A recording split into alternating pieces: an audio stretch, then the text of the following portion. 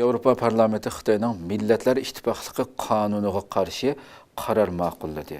Atalmış Millatlar Ittifoqligi qonuni. Bu albatta shu vaqtida chiqargan hamon nurg'un g'ulg'uli bo'lgan dunyoning hamma yerda biz shu vaqtida programmada til qilib o'tgandik bu Xitoyninki numsiz sapsatisini.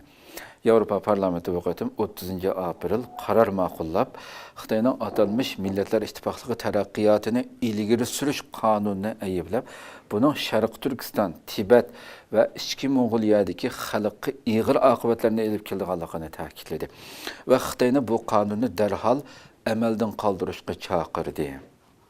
Mazkur qarorni Litvaniyaning parlament a'zosi Dainius Zalimas va Slovakiyalik parlament a'zosi Meriam Leksiman o'tirib qo'ygan bo'lib, 439 ovozning qo'llashi, 52 ovozning qarshi turishi va 71 ovozning voz kechishi bilan ma'qullandi.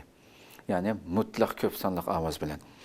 Avrupa Parlamentining qarorida Millatlar Ittifoqligi taraqqiyotini ilgari surish qonuni, ya'ni atalmış Xitoy deyotgan bu qonunning assimilyatsiya siyosatiga rag'batlantiradiganligi, madaniyat, din va til erkinligini cheklaydiganligi, bu qonunning o'tirg'i qo'yilishi va ijro qilinishi Avrupa Ittifoqi bilan Xitoy munosabatiga ig'ir oqibatlarni elib keladiganligi qatorliq ogohlantirishlar o'tirg'i qo'yildi. Qarorda yana Ilham To'xtidan, ya'ni Xitoydan Ilham To'xtini o'z ichiga olgan siyosiy mahbuslarni qo'yib berish talab qilindi. Tibetlarning diniy doisi Dalay Lamaning varis belgilash masalasining bo'lsa, diniy masala ekanligi, buni faqat Tibetlarning Budda dini an'anasi bo'yicha qaror qilish kerakligi ta'kidlandi. Parlament a'zolari yana Xitoyning Avrupa Ittifoqidagi shaxslarga qaratilgan chegara hal qilgan bostirishlarni aybladi. Bu albatta yillardan buyon Xitoyning chegara hal qilib taklif selayotganligi faoliyatchilarga va yoki mayli Uyg'urdan bo'lsin, mayli Tibet yoki Mo'g'ullardan bo'lsin, Xitoy rejimininki o'sha chet eldagilarga taklif selayotganligini qanchilgan qatim hatto dokumentlar e'lon qilindi. Bu haqda nurg'un narsalar o'tirib qo'yilgandi. Hammalarga ma'lum bo'lgandek, bu qatim bularni tilga elinib, bu qattiq ayblandi bu masalalarni va a'zo davlatlarning Avrupa Ittifoqidanki Xitoy bilan tuzgan jinoyatchilarni o'tkazib berish kelishimlarini to'xtatishga chaqirdi. Ya'ni Xitoy mandaq nomussizlik qilyapti.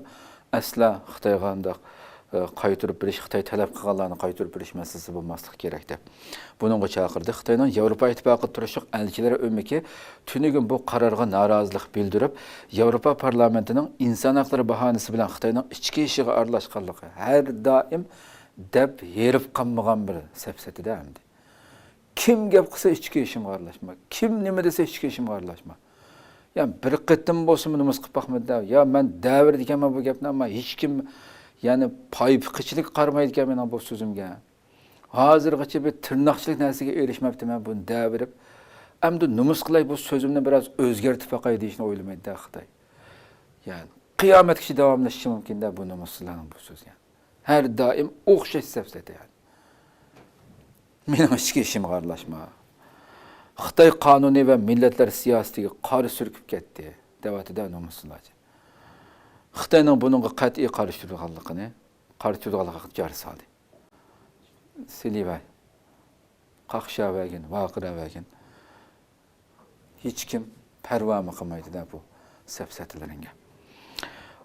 Hammamizga ma'lum bo'lgandek, bu yil 12 mart. 12 mart Xitoyning 14 milliardlik mamlakat xalq qurultiyi 4-yig'inda assimilyatsiya va bostirishni texmi kuchaytirish maqsad qilingan atalmış Millatlar Ittifoqligi taraqqiyotini ilgari surish qonuni rasmiy ma'qullangan edi. Bu ma'qullangandan keyin vatanimizdagi ijtimoiy fikr vositalarida chiqqan har xil qisqa sinlarni ko'ryapmiz masalan. Butunlay burun shu Xitoychining yana yozilgan Uyg'urcha xatlarni butunlay söküp elinayotganligi nihoyat ko'p ko'rdik masalan. Ya o'ylab qo'ying, bir millatni umumyuzlik bir ikki og'iz shu tilimizmi Xitoyning ko'ziga shu mehdi qadlayotdi-da, shuningga michi deyolmayapti Xitoy ham. Xitoyning yillardan buyon davomlashtirib kelayotgan jinoyatlarni qonunlashtirgan bu harakat xalqarada kuchli g'ulg'uli qo'zg'agan albatta shu kundan boshlab hozirgacha Birleşken Devletler Teşkilatı İnsan Hakları Ali Komissari işxanası Ali Komissari Volker Türk mü? Şu vaxtda bununla inkaz qaytırıp Xitayning atalmış Milletler İttifaqlığı kanundan endiş kılıvatqanlığını çünkü onun da assimilasiya siyasetini kanuni şekilde küçeytiş xavfi barlığını bildirgan idi. Elbette yani Xitay başka neme qilsin endi. Demek ki şu günden başlap dünyanın har qaysi şeylerden şu 12 Mart'tan başlap bu e'lon qilingan ekan. Mayli dünyadaki faaliyet qilayotgan Tibetler bo'lsin, Moğollar bo'lsin, buningki Xitoyda hozir hem yurgizilayotgan Xitoyning jinoyatlari bu qonundan keyin ijro qilinadigan masala emas bu yani. Bu xalq Uyg'urlar en ko'p, en vahşi şekilde tatiyotimiz o bizimdi.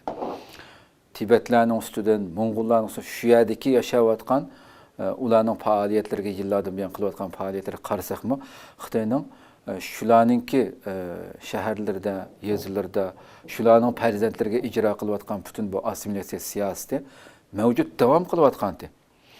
Bu qonundan keyin qonunsizlikni qonuniy asosga ega qilib turib, texambak hozir mavjud bo'layotgan jinoyatlarni texambak vahshiylarcha icra qiladi hamda bundan deb bundan endish qilib butun dunyodagi bu faaliyet qilayotgan mayli Tibetlar bo'lsin, Uyg'urlar bo'lsin, Moğollar bo'lsin, bunga qarshi harakat qilayotganligini ko'rib turibmiz.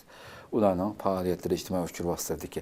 Bu qatim albatta shu martda e'lon qilingandan keyin Yevropada faaliyet qilayotgan mesela Dünya Uyghur Qurultayı o'xshash tashkilotlarimizmi neçiligan qatim Yevropa İttifaqidagi shu mayli o'zlari yashayotgan davlatlardagi mayli Germaniya bo'lsin yoki boshqa Fransiya shu davlatlarda yashayotgan o'zi tunuydigan parlament a'zolari bo'lsin, Yevropa İttifaqidagi parlament a'zolari bo'lsin, bu masalani Xitoyning jinoyatini albatta ularning bununla qarşı bir harakat qilishi uchun harakat qilishi kerakligini bildirib faaliyet qilayotganligini bilamiz yani Uyg'ur tashkilotlarimiz ham bu masalada albatta bu qatim Yevropa İttifaqıning mana shunday qarorining chiqishiga bütün tashkilotlar Xitoyning zulmga uchrayotgan millatlar o'rtaq bir harakat qilib bu masalani kun tartibga keltirganligi mana shunday oxirida qarorlarningki chiqishiga albatta has qo'shidi